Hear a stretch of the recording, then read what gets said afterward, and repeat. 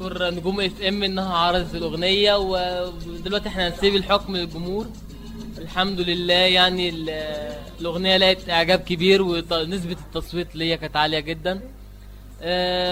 طبعا الفرق بين فرق شاسع بيني وبين تامر حسني، والحمد لله الحمد لله اخدت وضع في الاغنيه، ودلوقتي الجمهور يحكم مين الاحق ان هو كان يغني. يعني الحمد لله ان نجوم اف ام مع الاغنيه وعرضت الفرق. بالفعل جات لنا ايميلات من مي السيد من كفر الشيخ بتقول لك في نص القاضي يعمل فنان، الفاضي يعمل فنان، وانت فاضي يا غندور. هي عندها حق طبعا، مش كل فاضي يعمل فنان، لكن في فاضيين كتير ينفع كل فنان. والحمد لله انا لو ما كنتش بالمجهود بتاعي وبتاع ما كنتش قعدت معاك يا عمرو دلوقتي. يعني لو ما كنتش وصلت بالمجهود بتاعي وعملت الانجازات والنجاحات دي كلها ما كنتش هفضل قاعد معاك دلوقتي، وده اكيد اكبر اثبات ليك. الايميل التاني من احمد ابراهيم بيقول لك ابقى قابلني انت فاشل. احمد ابراهيم عاوز اقول لاحمد ده من ابراهيم المنصوره. في جامعه المنصوره ان شاء الله، بس مش بعد الظهر عشان الجو حر. هقابلك الصبح ان شاء الله.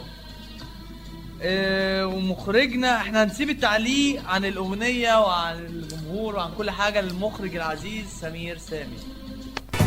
بقولها لك في وشك انا مش عايز اغشك، بقولها لك في وشك انا مش عايز اغشك، ما بقتش تنفع حبيبي ولا هفكر فيك.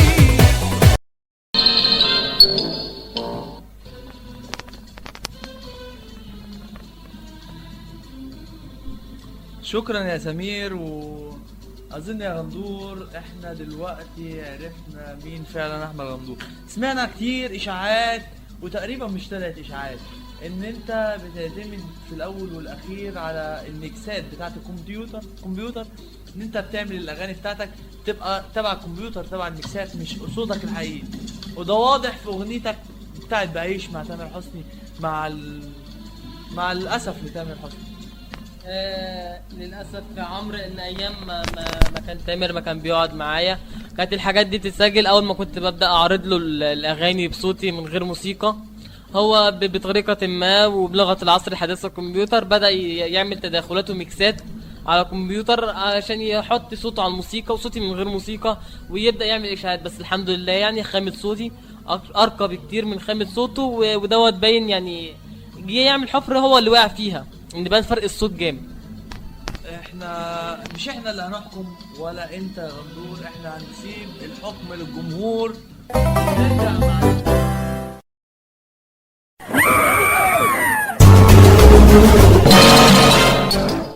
مساء الخير على احلى اذاعه بنسمعها عندنا هنا صوت الدلتا من الزقازيق. وبحب اقول لاحلى مذيع ان شاء الله برنامجه هيكسر الدنيا عمرو سعيد. بس في كلمه بس نفسي اقولها لاحلى واجمل مطرب ومغني وممثل احمد غندور، بقول له يا ريت تختار ادوارك صح، لان كل الادوار اللي انت عملتها بصراحه مش قد المستوى. شكرا. ما كنتش مبين وعامل حنين، ما كفايه بقى تمثيل، ما كنتش مبين. وده كان اول رأي الجمهور. تحب نقول لك كله ولا تجاوب واحد؟ يا ريت كله يا عمرو. خلاص براحتك انت ما تشاورليش من ورا. يا جماعه عمرو بيشاور لي فخلاص ماشي. انا يا ريت لا والله يا جدعان، بس بصراحة سمير بيدور عليهم. اصل احنا مقدمين على فكرة الحلقة الجاية ان شاء الله هتبقى مع نجم وقنبلة، فدخل ده مع ده معلش ناسف للازعاج. تعلق على ايه على الراجل اللي بيقول لك ده؟ هقول ان الصوت دوت سمعته قبل كده، واعتقد ان هو معد البرنامج بتاعكم سمير سامي. لا انا بقول الحقيقه ما يشاورليش وتقول لي لا. دي دسيسه يا عمرو. يعني الحمد لله انا برضو مش هقل عن قدراتي او مش هزعل. انا واثق في امكانياتي كويس جدا، وهعمل اللي عليا بحيث ان انا اقابل الجمهور بشكل جديد وشكل واقعي اكتر من كده. طب نسمع تاني مداخلة ونرجع للغندور.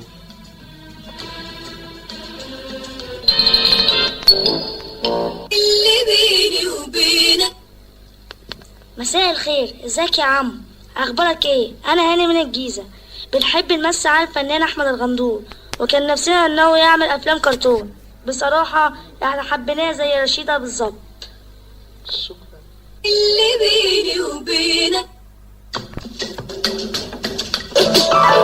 من صور السن، وعارف معنى انه من قلبه روحه مصري، والنيل جوا بيسري تاريخ ارضه وبلاده بيجري جوا دمه، من قلبه روحه مصري، والنيل جوا بيسري، من قلبه روحه مصري، والنيل جوا بيسري.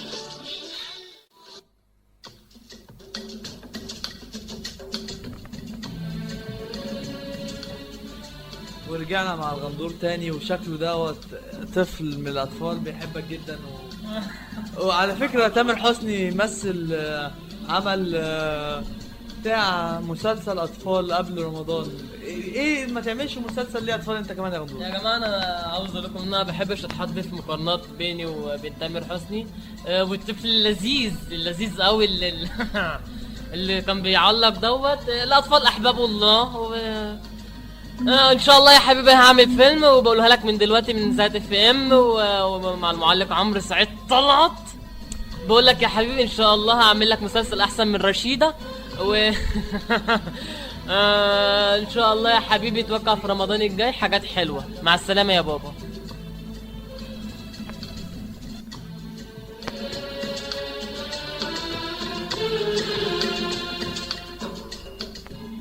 ونرجع تاني مع المخرج العزيز سمير سامي. دخل لنا المداخله الثالثه. اللي بيني وبينك. مساء الخير عليكم، معاكم محمد حسنين من جنة مركز الدهاشنة. احنا كنا بنحيي الاستاذ الدكتور الاستاذ احمد الغندور ونقول له انت فنان كبير عندنا قوي قوي قوي قوي عندنا في الكفر، وعاوزينه يألف ويوزع اغنية هنادي من جديد عشان مش عجبانا. شكرا. اللي بيني وبينك.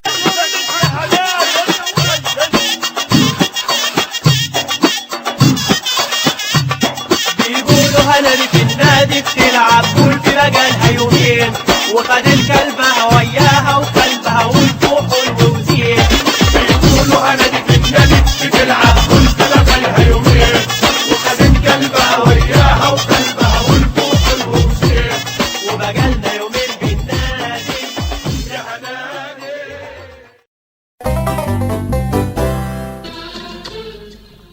احمد الغندور شكل سمعتك سابقاك فعلا، تقدر تقول له ايه؟ انا بتمنى كل الصعايده يكونوا روشين زيك. واسمه ايه؟ مجاهد. بقول له بتمنى كل الصعايده يكونوا روشين زيك يا مجاهد ان شاء الله هألف لكم هنادي بشكل جديد وحديث احسن من الاغنيه اللي فاتت باذن الله. طب نسمع مع سمير المداخله الرابعه ونقول له خش يا سمير.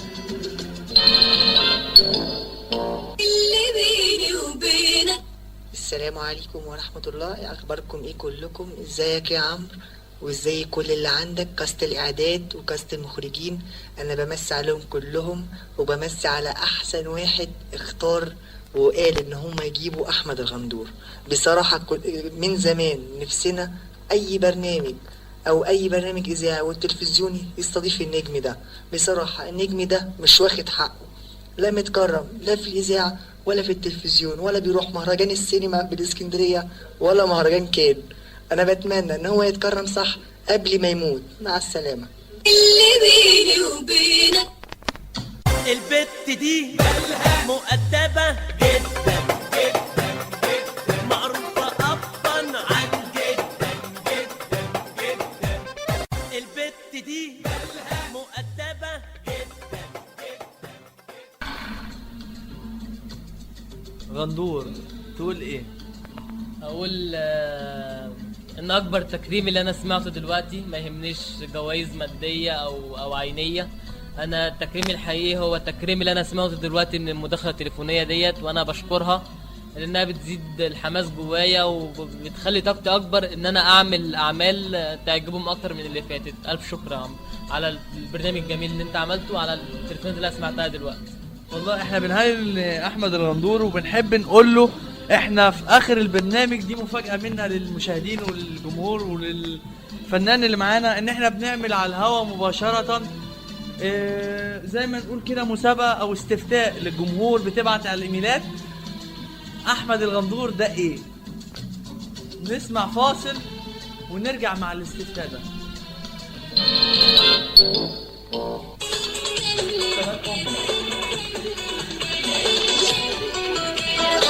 على نجوم اف ام وبس. اللي بيني وبينك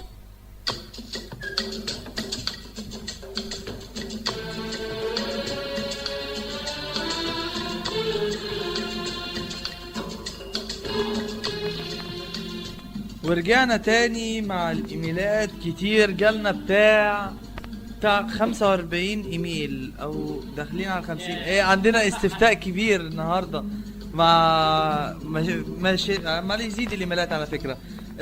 بنسبه نقدر نحسبها 80%.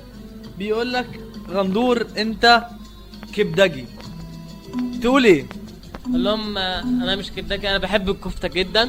تقدروا تقولوا عليا كفتجي لان انا بحب الكفته ما بحبش الكبده. ال 20% الباقيين بيقولوا ان انا ممثل كويس جدا، وانا يهمني لو حتى واحد قال من 70 مليون مواطن ان انا بعرف امثل وبعرف اغني. لا استنى يا غندور، انت لسه النتائج بتتغير كل ثانيه. بيقول لك ال 15% اللي باقيه سباك. تقدر تقول ايه؟ ممكن السباكه يعني عشان اتعلمت الصبر ازاي تمثل. عمرو انت فاهم معنى السؤال غلط. سباك يعني انا بعرف اسبك الدور كويس، بعرف اسبك كل حاجه بعملها بالتمام، ما فيش حاجه بتعدي مني لا غلطه كده ولا غلطه كده. فده السبب ان قالوا عليا ان انا سباك. ال 4% 5% منهم 4% فران. فران لان انا بتخش لي عندي النص بيخش لي لسه زي ما بيقولوا ني. طبعا بقعد على النص بذاكره كويس جدا، بعدله كويس جدا لغايه ما بيستوي جوايا، وببدا اطلع له للجماهير وجبه مستويه. فده السبب برضو من احدى المسميات اللي انت اتسكت عليا، فران. نستنى 1% اللي باقي بيقول لك انت ما تنفعش في حاجه خالص. تقول له ايه؟ هقول ان النسبه دي ضئيله جدا، ودول زي ما بيقولوا كده بيحقدوا او بيغيروا على الشباب المتميز اللي زينا يعني. تقدر تقول يا غندور او تسبب ايه ان مفيش ولا 1 حتى في المية ان انت تطلع ممثل او مغني او حتى اي حاجه من قصة الغنى التمثيل؟ تقدر تقول ايه؟ ان انت مش فنان او انت ان الجمهور لسه مش فاهمك؟ هقول ان انا الحمد لله طالما انا مقتنع بنفسي انا اقدر اعمل حاجات كتير. مش مهم الشعب المصري يتفرج عليا، المهم في دول عربيه كتيره بتحب تتفرج عليا وبيجي لي فيديوهات منهم وايميلات منهم، والحمد لله يعني حتى لو مش من الشعب المصري انا بعمل للدول العربيه، ولو مش الدول العربيه انا بعمل للدول الغربيه، لان انا سابق عصري مش بعمل لدلوقتي، انا ببص لقدام.